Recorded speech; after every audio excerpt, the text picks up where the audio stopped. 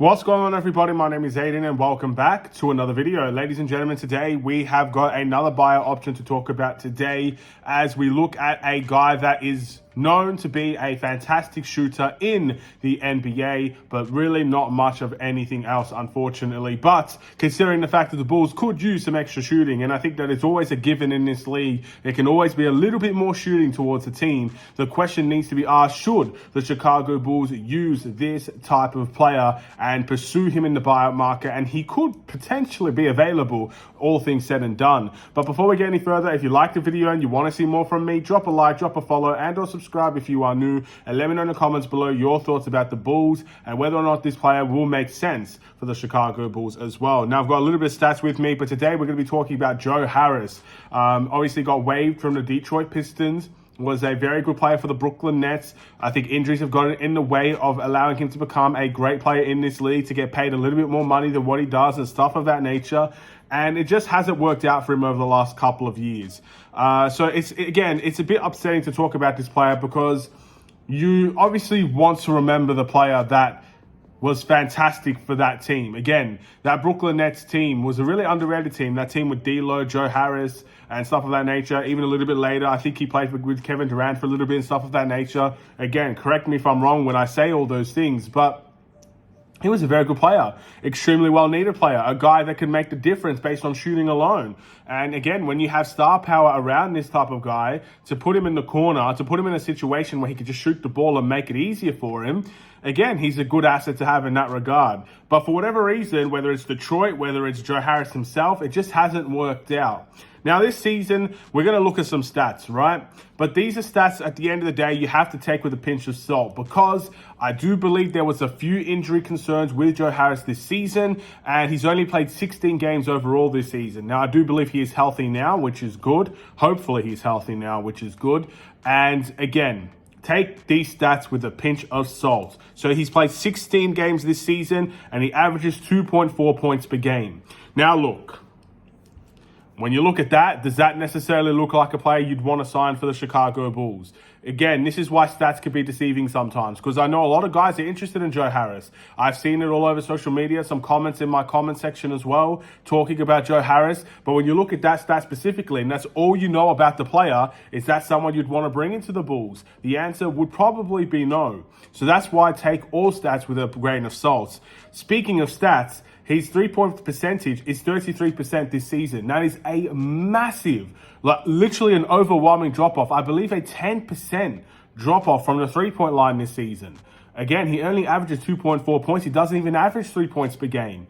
That's how bad the drop-off is in the 16 games that he has played. Now, granted, minutes and whatnot as well will play a factor in that. So again, pinch of salt when I look at these stats. But overall, you're looking at his entire career, we know Joe Harris is a shooter. His career three-point percentage is 43% from the field. That is probably the best on the team if we signed him. I mean, Lonzo Ball is 42%, I believe, in his career as a Bulls player. Levine got to 40% last season. I think Patrick Williams is a 40% three-point shooter as well. Io is getting close to that range for the most part. Javon Carter's been a 40% three-point shooter in the past on small number of attempts. So again, it's just another guy to add to the shooting pecking order as well. But here's where I kind of think Joe Harris stands out from the rest in terms of three-point shooting. Now, again, correct me if I'm wrong. I know he's an incredible catch-and-shoot player. I know he's one of the best players in terms of the corners. We know this. Again, years and years and years ago, he was one of the best corner shooters in the NBA on both corners. It was as simple as that.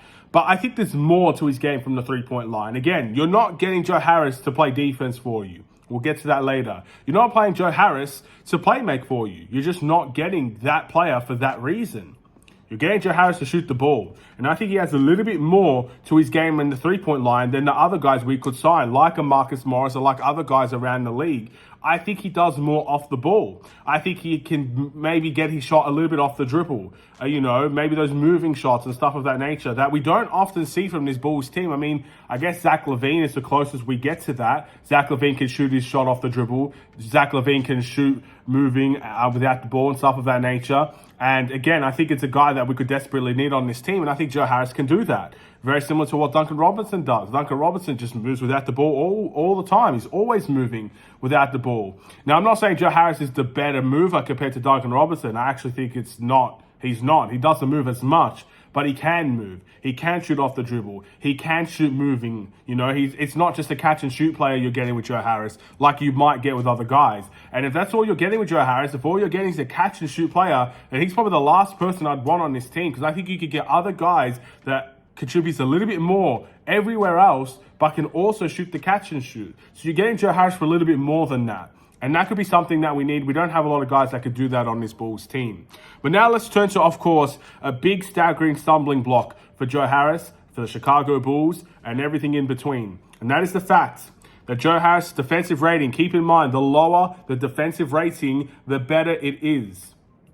And I believe the average is 113. I'm not actually sure what the average is, but put it this way, Joe Harris is miles below league average. He's 124. That is his defensive rating in the NBA this season. So when he has been able to play, he's not been able to guard. Now, again, a pinch of salt with that stat. But we know this about Joe Harris. He's not been able to guard for a while. He's not been a good defender in this league.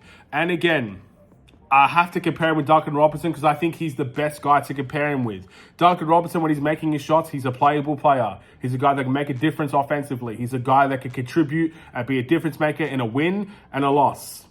But when Duncan Robinson doesn't make his shots, he's a liability on the defensive end. He works hard. He tries his best. Sometimes he can get a stop or two. But he just isn't NBA ready defensively.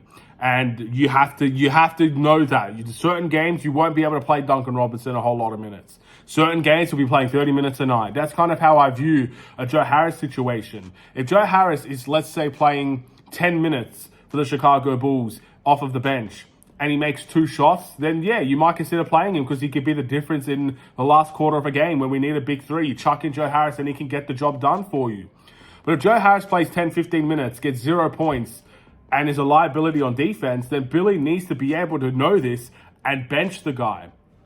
And I don't trust Billy Donovan to do that, to be honest. If we sign a guy that is truly a liability on the defensive end, I'm not saying Joe Harris is completely unreliable, but again, I just don't think his defensive rating speaks for itself with a pinch of salt, and I think it's just a reputation thing with Joe Harris. But either way, if he, for whatever reason, is a liability on the defensive end for the Bulls, Billy Donovan loves set minutes. He always has. He loves set minutes. Now, I'm happy he's going a little bit away from it these days, but we know what Billy Donovan is in this league. It is as simple as that. So do you trust Billy Donovan to bench a Joe Harris when he is struggling from the field and he can't defend? I honestly don't know the answer to that. I really, really don't. Do you trust Billy Donovan to use him correctly? Do you even trust Billy Donovan to run plays for a guy like Joe Harris?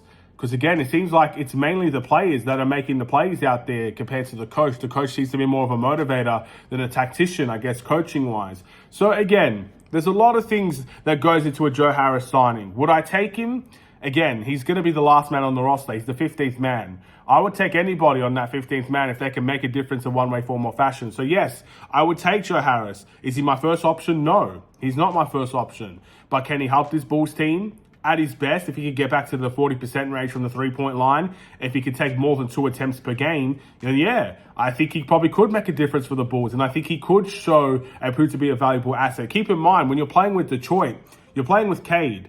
And Cade is the only real ball handler on that team that makes a difference. I know Killian Hayes used to be that, maybe Ivy every now and then, but you're focusing on Cade. There's not a lot of defensive pressure, I guess, that goes elsewhere. And let me give you an example. If you have to guard DeMar DeRozan, there's pressure on DeMar DeRozan. You have to guard Nikola Vucevic. There's going to be double teams throwing Nikola Vucevic's way. Kobe White's going to be a guy that will draw double teams and that will put teams' best defenders on him. So you have all the attention elsewhere. Whereas with Detroit, the attention is kind of everywhere with Detroit. You got Cade. Yes, you focus on Cade. He's a heck of a player. And sometimes double teams will have to go his way, but there's nobody else.